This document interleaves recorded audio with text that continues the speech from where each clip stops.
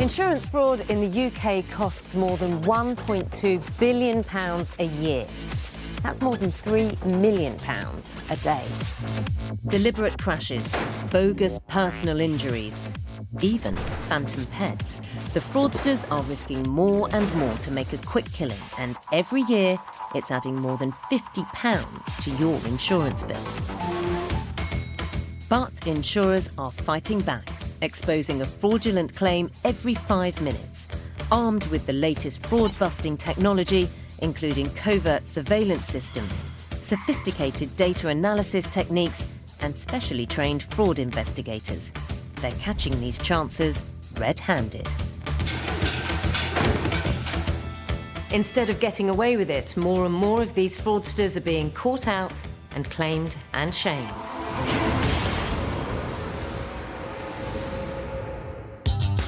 Today on Claimed and Shamed, a young woman tries to pull the wool over investigators' eyes and then later calls up to confess. I lied to you guys. I don't know, am I going to get done for fraud for that or... A claim for £100,000 made by a factory worker seriously injured at work is exposed as a sham when investigators track his adventures on social media. The claimant who told him he was housebound at the time and was receiving care and assistance from his partner was in fact on a plane to Amsterdam for a football trip. And a woman claiming £20,000 after another driver crashed into her is exposed as a liar, thanks to the black boxes fitted in the vehicles.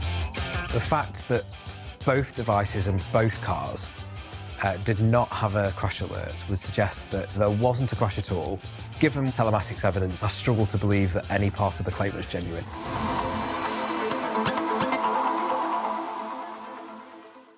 Insurance fraud in the UK is rife, with more than £1 billion worth of dodgy claims detected every year. Some spend months planning elaborate scams, whilst for others it can be a spur-of-the-moment decision to claim more than they should. But all scammers should beware, because as we'll see on Claimed and Shamed today, it doesn't matter whether a dodgy claim is opportunistic or meticulously thought through. There will always be something that trips them up, be it footage gathered on a CCTV camera or a badly thought-out social media post. In our first case, the hapless claimant was caught out by an eyewitness account, which blew her claim out of the water. It all started innocently enough. A young woman working for the NHS in the admin department was leaving work to drive home when the incident happened. The claim was reported to us via our online portal. We received notification of that on the 29th of May 2021. The accident had actually happened 2 days prior to that. The 19-year-old had had a very unfortunate prang. So the circumstances of the accident, according to our insured, were that she was leaving her place of work, it was a hospital car park, and she collided with a metal post. The car had taken quite a battering. The damage to our insured's vehicle was in excess of £6,000, and she was also claiming another £400 for the hire of an alternative vehicle. At least the NHS worker had all her paperwork in order. The claim appeared to be completely genuine. Photographs of the damage to the vehicle were provided and an estimate for the repairs. Sarah authorised the payment to fix the vehicle and assumed that was the end of it. She certainly wasn't expecting what happened next. Shortly after the accident had been reported to us, we received a second report from the owner of a stationary vehicle that had been collided with. According to this report, on the same day as the prang in the hospital car park, the hospital worker's car had been seen on a completely different street, driving dangerously and crashing into a parked car. The NHS worker had made no mention of this in her claim. But the crash had been seen by a passerby. The owner of the other vehicle had received notification from a witness that our insured vehicle had been seen hurtling around the corner and collided with the parked car. The witness then notified the police that our insured had collided with his car and fled the scene. The police took the incident very seriously. The witness had seen the whole thing and provided officers with a comprehensive statement.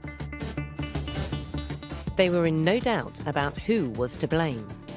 The police then contacted the owner of the car that had fled the scene, the 19-year-old NHS worker. The police had written to our insured to advise her that she would be charged with driving without due care and attention. As soon as our insured received the letter from the police, she notified us immediately that she'd received it, and things started to unravel from there.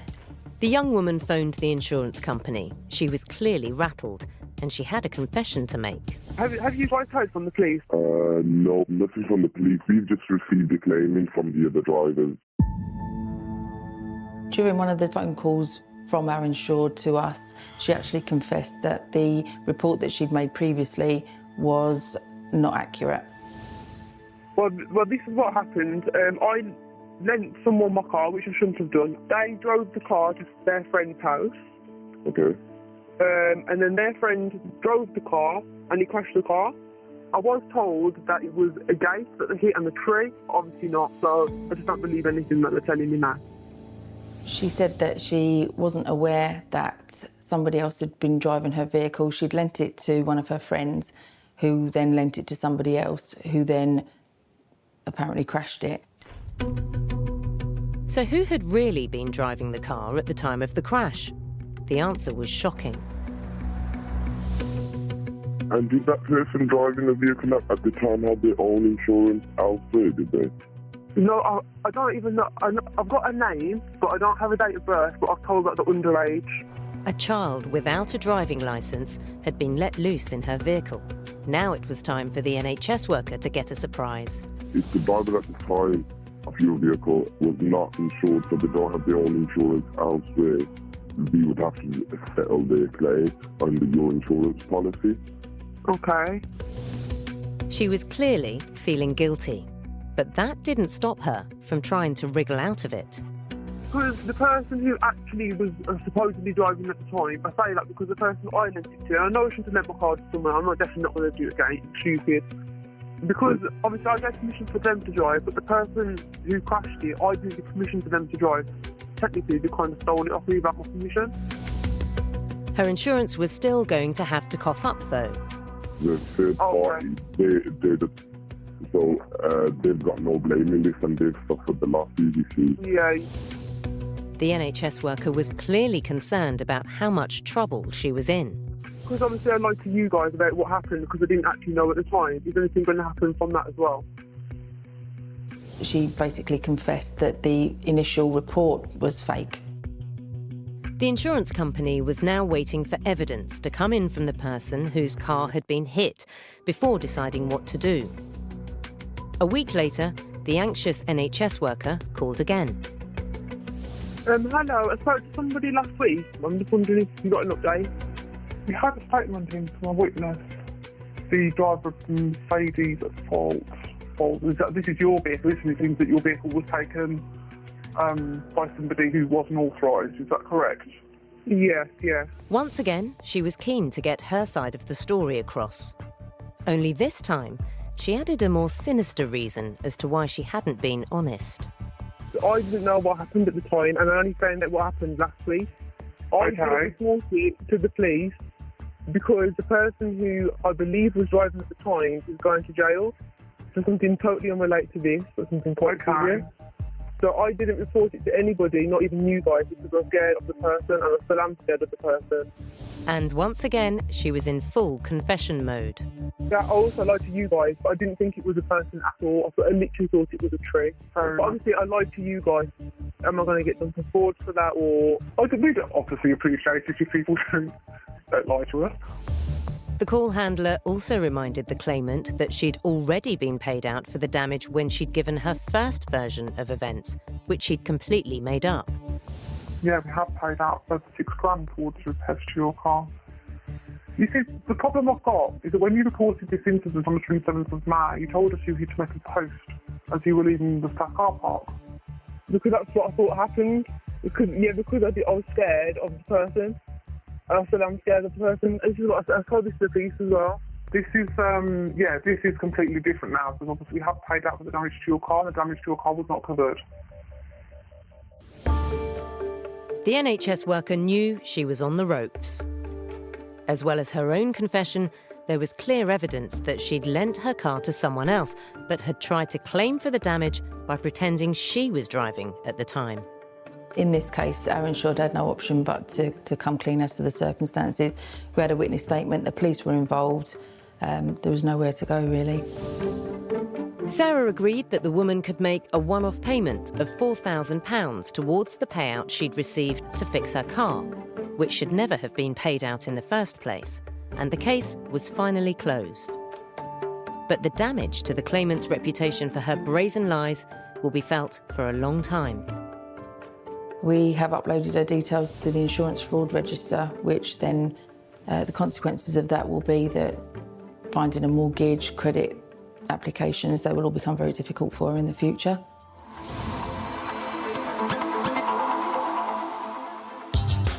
Later, the party's over for a wedding guest who lost £26,000 of bling whilst busting out moves on the dance floor. We had a substantial claim in unusual circumstances for some very valuable jewellery.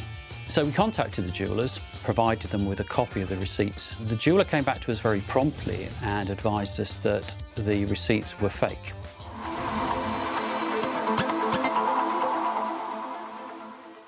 Around 4.5 billion people use social media. That's more than half the world's population. For insurance investigators, it's one of the first places they'll look to stop dodgy claimants in their tracks, which makes it all the more surprising that so many scammers are themselves providing evidence that ultimately catches them out by simply posting online.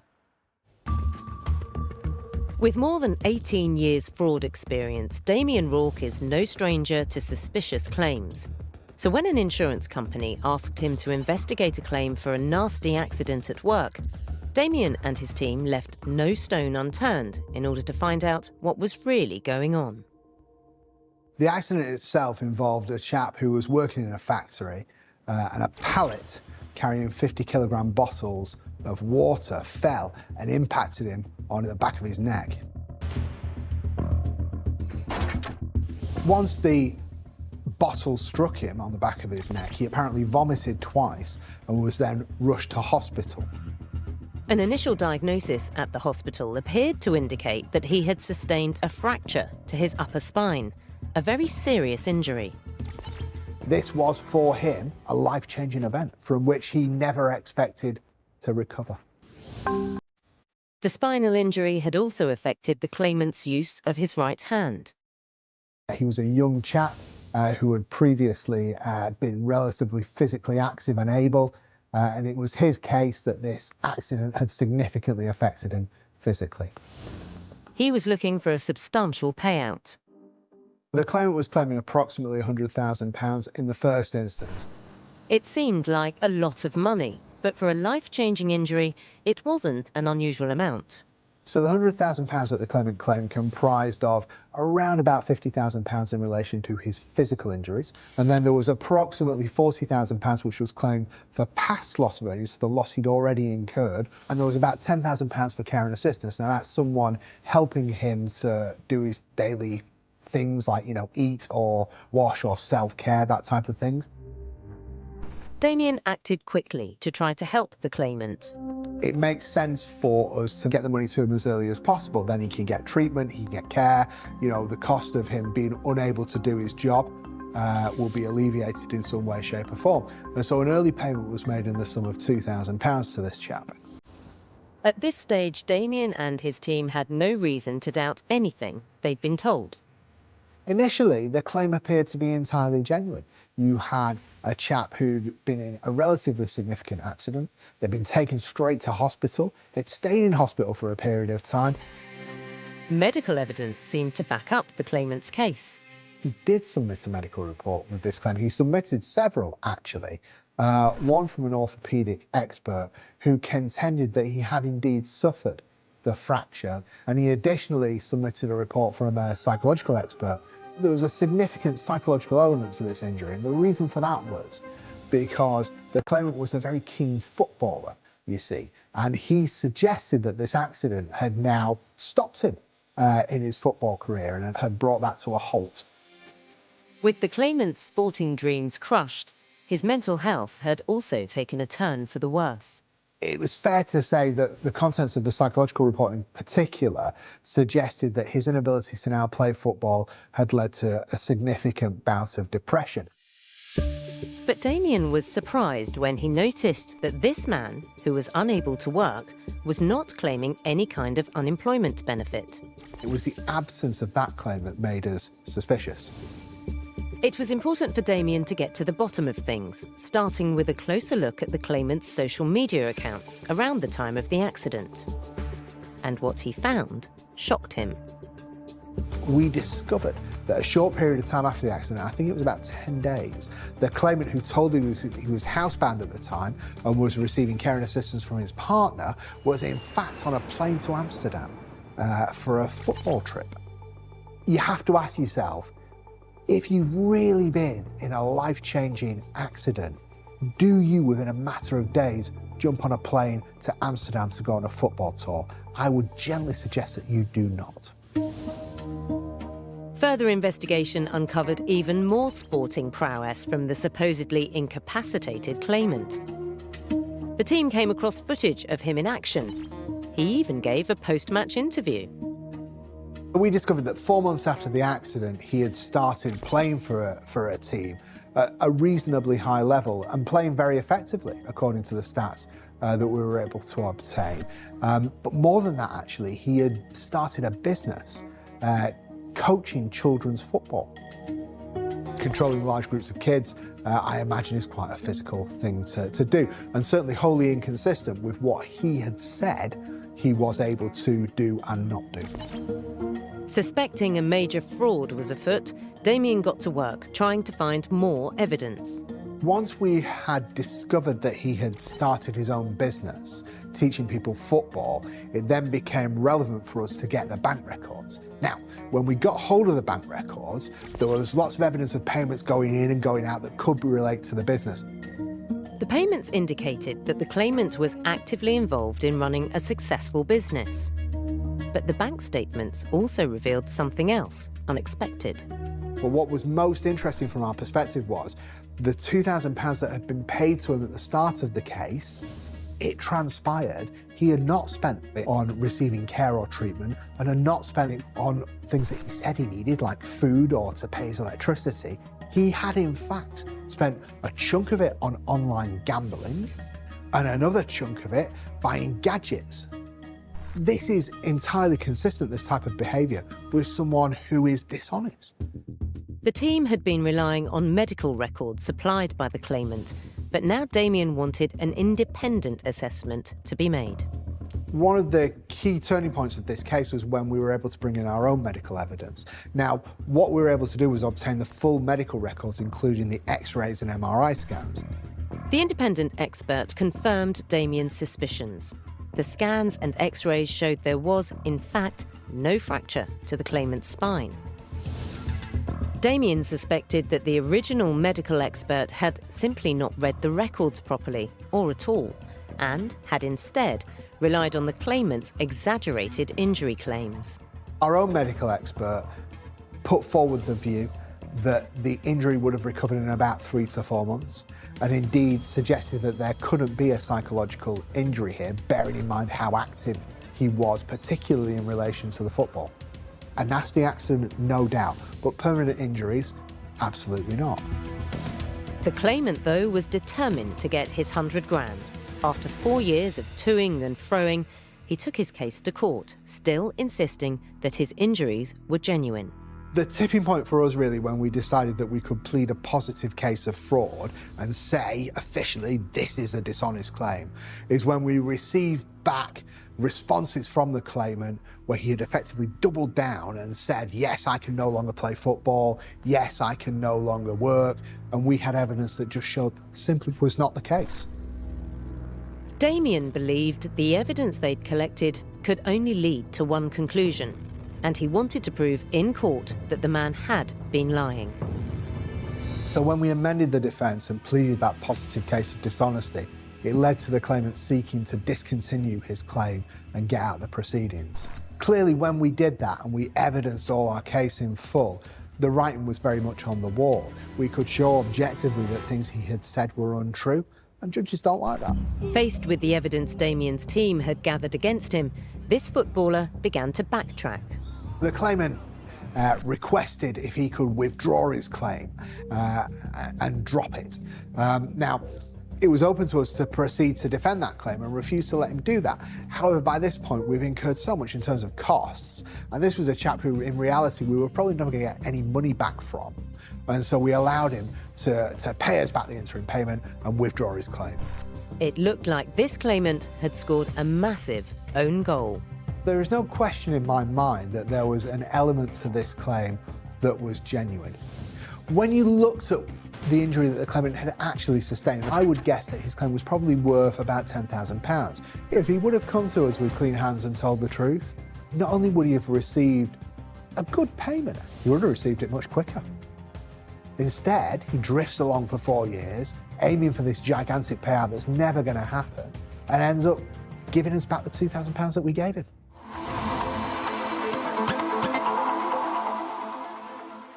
Young, inexperienced drivers are a well-known insurance risk, and getting that first car covered comes at a hefty price. One surefire way to reduce the bill is to agree to have a black box installed in the car, which can reduce the cost of insurance by almost 60%. But this technology is also helping to expose the con artists. The device records the driver's behaviour, and the information, known as telematics, doesn't just help insurers persuade young drivers to stick to the rules of the road. The technology is now being increasingly used by investigators to analyse accidents and to provide proof of what really happened. 4 days before Christmas in 2018, an 18-year-old woman claimed she'd been involved in a collision whilst driving along a busy main road in heavy traffic. The claimant alleged that she was driving on a road in Doncaster. She reached a roundabout in quite heavy traffic. While she was stationary waiting to join the roundabout, the other driver collided into the rear of her car. More than 2 months later, she put a claim into the other driver's insurer, saying that both she and her partner, who was in the passenger seat, had been hurt in the impact. She alleged that she suffered injuries to her neck, back and shoulders, along with some psychological trauma. A passenger in her car also said that they'd sustained injuries. The claimant alleged that as a result of her injuries, she had to take 50 days off work. The insurers were puzzled. They couldn't understand why it had taken the woman 3 months to submit a claim, having been off work for 7 weeks. And it was unusual that their customer, the driver who was accused of causing the accident, hadn't been in touch to make them aware of any collision. The insurers appointed lawyer Benedict Harper from DWF Law to investigate. The first thing he did was to get another witness account of what had happened. When the claim was received, we called the other driver involved, the insured. She denied that any impact took place at all. She admitted that she was driving on the roundabout behind the claimant's car, but that she'd just stopped normally. There was no collision, she didn't hear a collision, she didn't feel a collision. The insured denied any contact at all between the vehicles. However, she did remember that the young woman in the car in front had been behaving strangely. The claimant drove across the roundabout, stopped in a lay-by and beeped at her. She stopped in front of her, waited for the claimant to get out, and when she didn't, simply drove home. I don't understand why the claimant would stop in a lay-by other than to perhaps get the attention of the insured driver or to perhaps take their details. Another aspect of the case wasn't making sense either. She did not claim for any vehicle damage, which usually in a case like this where someone's alleging injury is a bit of a red flag. If you're alleging that an accident was forceful enough to cause you these kinds of injuries, you would expect some damage. Nothing about this claim was straightforward. Struggling to establish exactly what had happened, Benedict searched for some hard evidence, and it seemed luck was on his side. The other driver, who'd been accused of crashing into the claimant's car, had a telematics device fitted to her vehicle. The telematics devices can measure driver behaviour, erratic driving such as swerving or accelerating, braking sharply, but it also, in the event of an accident, can show the lead up to and after the accident, as well as the direction and magnitude of the accident. In recent years, analysis of this invaluable data has become a useful tool for accident investigators. In this case, the black box fitted to the other driver's car, who, remember, was supposed to have caused the crash, was checked to make sure it was working properly. It appeared to be fully operational and had been recording around the time of the incident. When it was checked, what it didn't show was pretty revealing. It didn't record that there was a crash event, which we would have expected in a case like this. It did show some harsh braking and manoeuvring on the date of the collision, but nothing around the location and time where the accident was said to have happened. So, according to the telematics, there simply hadn't been a prang. Nothing had happened. Despite this, the young woman seemed determined to pursue her claim for the injuries she'd suffered and the loss of earnings she'd experienced as a result of a collision that didn't even happen. The claimant eventually saw a medical expert around 3 years after the accident. She is said to have told the expert that she was still suffering with injuries to her neck, back and shoulders, that the accident was quite some impact, it was very forceful, which caused her vehicle to be pushed onto the roundabout.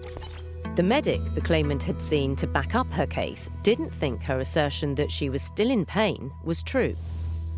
Even if the impact had been forceful, as she'd claimed, the injuries should have cleared up within 6 months of the collision. Everything pointed to the fact that this claim was a fake. But the claimant was still insisting it should go all the way to court. When you take into account the injuries being claimed, the loss of earnings and legal costs, the claim came to more than £20,000. When cases go before a court, both parties have to share the information they intend to use. The process is called disclosure, and when Benedict examined the claimant's documents, he made an unexpected discovery. The claimant's insurance policy revealed that her car had been fitted with a black box too, something she'd previously failed to mention. We asked for her to provide the data. She refused to provide the data voluntarily, so we had to file an application to the court to compel her to provide that data. The judge hearing the application agreed that that data should be before the court at any trial and ordered the claimant to provide that data.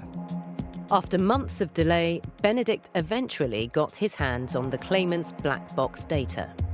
And, when analysed, he discovered there was nothing to suggest the vehicle had been involved in any collision at that location at any time. The fact that both devices and both cars did not have a crash alert would suggest that either there wasn't a crash at all, or if there was, it must have been extremely minor. If you were to say that the accident was extremely minor, it would be completely out of step with the claimant's allegation that she was pushed onto a roundabout. By now, the woman had dropped her claim for loss of earnings.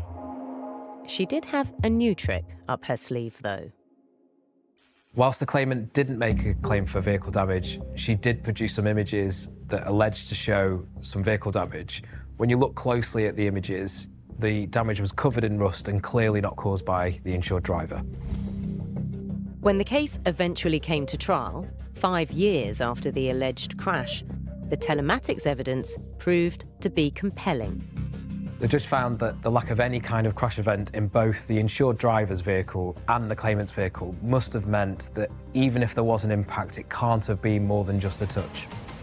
It was therefore found that the claimant's allegations that she'd sustained a whiplash injury from a forceful impact that caused her car to be pushed onto a roundabout was fundamentally dishonest. The claimant may have been determined to have her day in court, but it turned out to be a costly one. Instead of walking away with £20,000, she was ordered to pay costs of more than £6,500. Telematics evidence will never replace a witness account, but what we've seen time and again is that it can help support the insured driver's evidence.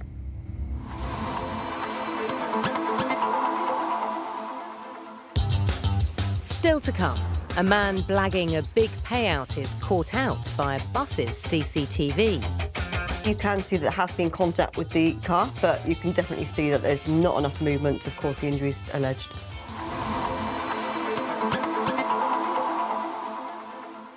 In our next case, we have a scammer who went to great lengths to fake the supporting evidence he provided to back up his dodgy claim. What he didn't count on, however, was that his amateurish attempts at faking his receipts would be immediately spotted by eagle-eyed investigators. Jeremy Baker is head of operations at LMG Jewellery, a company which specialises in managing insurance claims for jewellery, watches and other valuable items for many of the UK's insurers. When a dubious-sounding case from an over-enthusiastic wedding guest landed on his desk, he got straight to work, trying to separate fact from fiction. The claim that was presented to us by the gentleman involved the loss of 4 items of expensive jewellery. The gentleman claimed to have attended a wedding and whilst at the wedding had lost the 4 items of jewellery whilst vigorously dancing. At some stage in the evening he realised the items were missing and he subsequently confirmed to us that he returned to the venue to see whether the items had been handed in, but they weren't able to help him. The claimant had taken out insurance for the missing jewellery less than 2 months before the wedding. The gentleman wasted no time in pursuing the claim. In fact, it was received by the insurers within a week of the loss occurring.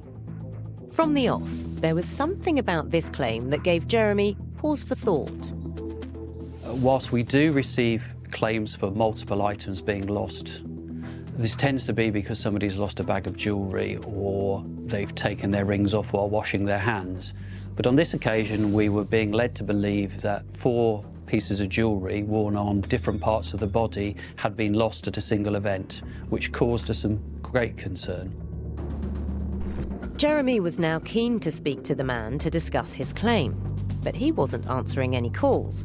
Eventually, he did reply to an email and sent evidence to support his claim. We had 3 invoices and a number of photographs, which on the face of it would support his ownership of the items. And it was a big claim because the 4 bits of bling he'd lost dancing at the wedding were all high-end.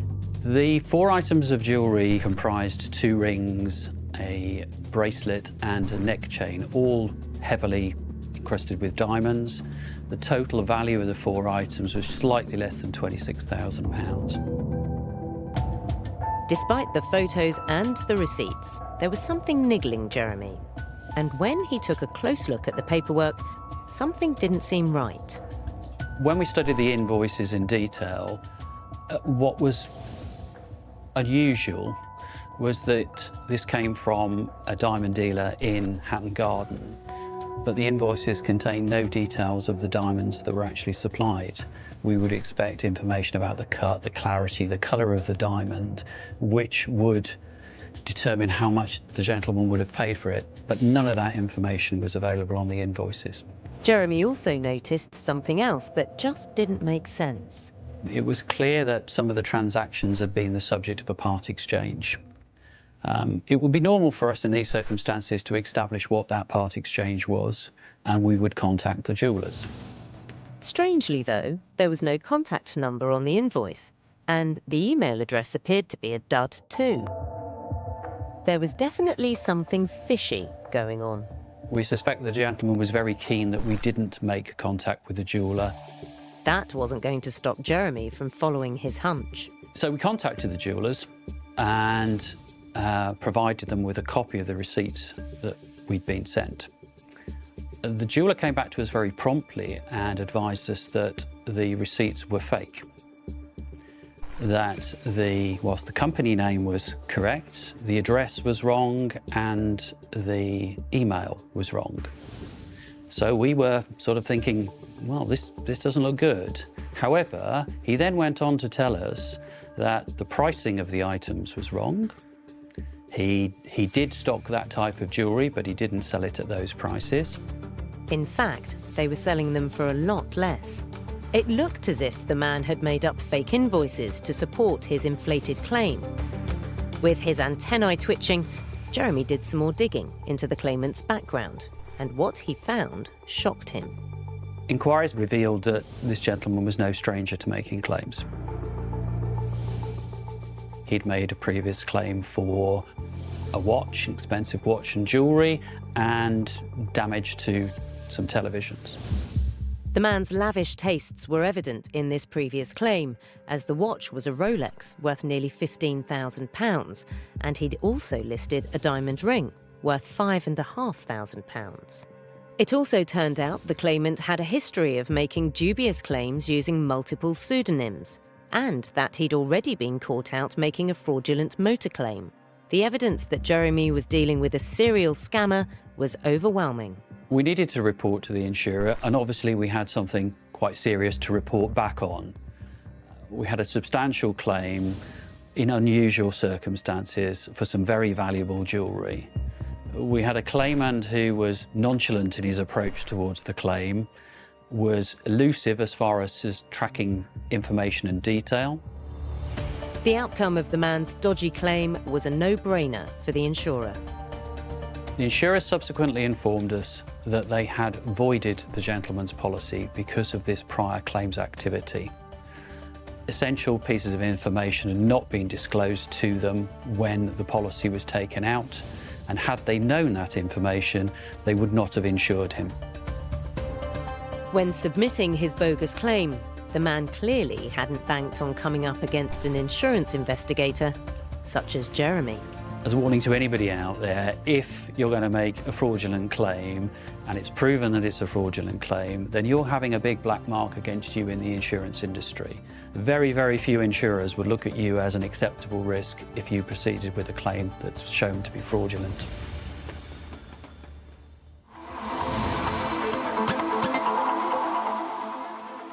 There are around 7 million CCTV cameras in the UK, a fact the taxi driver in our next case clearly didn't consider when he put in a grossly exaggerated claim following a very minor accident. One of the UK's largest travel companies, First Bus, relies heavily on its CCTV. Not only does it record unruly behaviour inside the bus, cameras mounted on the outside provide an accurate record of any collisions that may occur. And accidents do happen, often when the driver has to carry out a tricky manoeuvre in busy traffic. Our bus driver was in the left-hand lane, just about to pull into the right-hand lane. Unfortunately, didn't see that there was a vehicle behind the bus, just veering over into the right lane himself, and as he pulled out, unfortunately, he clipped the car. The damage was to the near side rear of the car and to the offside rear of the bus.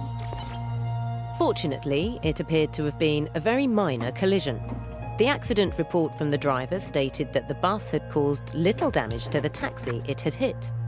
The bus itself only needed minor repairs to the paintwork, and Julie was more than happy to accept responsibility. Unfortunately, it was just an accident. It was bus driver's fault, so we did accept that we were liable for the accident. Then, just 5 days later, the insurance claim from the taxi driver landed on Julie's desk. He was obviously very quick off the mark to kickstart his claim. However, it wasn't the small bill for minor repairs Julie had been expecting, because now the cabbie was saying he was in a bad way as a result of the collision. So we were very surprised that an injury claim had been submitted. The claimant told us he sustained injury to his neck. He said as a result of the accident, it had a major effect on his life. He couldn't sleep, he couldn't go to the gym, and he had problems doing household chores. If this cabbie really had sustained such serious injuries, the company would be looking at a bill for around £10,000. But bearing in mind there were major discrepancies between the two drivers' stories, Julie just wasn't convinced by this man's claim. She needed evidence to back up her suspicion. Good job then that the whole incident had been caught on CCTV. The CCTV showed that our bus wasn't going that fast. The bus is driving along next to the car. Then the bus begins to move over into the car's lane and just nudges it. You can see that there has been contact with the car, but you can definitely see that there's not enough movement to cause the injuries alleged. Julie thought the CCTV would be all the proof she needed to see off this chancer. Having reviewed our evidence, we were happy that this was certainly an accident where no injuries could possibly have been sustained, so we disclosed our evidence to the claimant's representatives. Julie expected the taxi driver's legal team to see the claim for what it was and drop it. So she was taken aback by what happened next. Rather than dropping their client, they decided to issue county court proceedings against our company, which of course we were more than happy to defend. With the case heading to trial, Julie was given access to the cabbie's medical records, which didn't contain any mention of the accident, injuries, or any treatment. The claimant told us he was in severe pain, yet he failed to seek further treatment from his GP. He said the GP's receptionist fobbed him off, and instead he just spoke to his niece and his sister, who were pharmacists. This seemed in stark contrast with something else Julie spotted in the cabbie's medical records. Far from being someone reluctant to seek treatment, the driver was a frequent user of the NHS's 111 telephone advice service. He'd called it on numerous occasions in the past, yet, even though he claimed to have been in severe pain, it seemed he hadn't called about the injuries from the accident. And there were more discrepancies. The cabbie had also said in his claim that these injuries had had a long-term effect. He was in such severe pain that he was on painkillers for 6 months. But when the company arranged for him to see a medical expert, he changed his story. He did tell the medical expert that he was only injured for 2. 2 months instead of 6 months. It seems his memory was playing up too. So how would it hold up when the case got to court? Our barrister went through all the inconsistencies with the claimant's evidence with him. He was unable to answer numerous questions, such as not going to his GP, despite the fact that he rang 111 on several occasions, never mentioning the accident, bearing in mind this guy rings 111 on every occasion possible. The driver also had trouble explaining how he'd injured his shoulder, something he'd only disclosed several months down the line. When he was questioned in court by our barrister, his only defence was that he'd been thrown into the car door, which obviously you can see by the CCTV wouldn't have happened. When the judge viewed the footage for herself, it was game over for the driver. The judge had no hesitation in finding the claimant to be fundamentally dishonest and ordered them to pay back over £4,500 of our legal costs. Instead of pocketing around 10 grand, the driver, keen to make a claim, was now faced with a hefty legal bill. I think the claimant thought this would be extremely easy money. We're an extremely experienced in-house litigation team and fraud team. We have access to the latest analytical software. There was no way he was going to get away with his claim.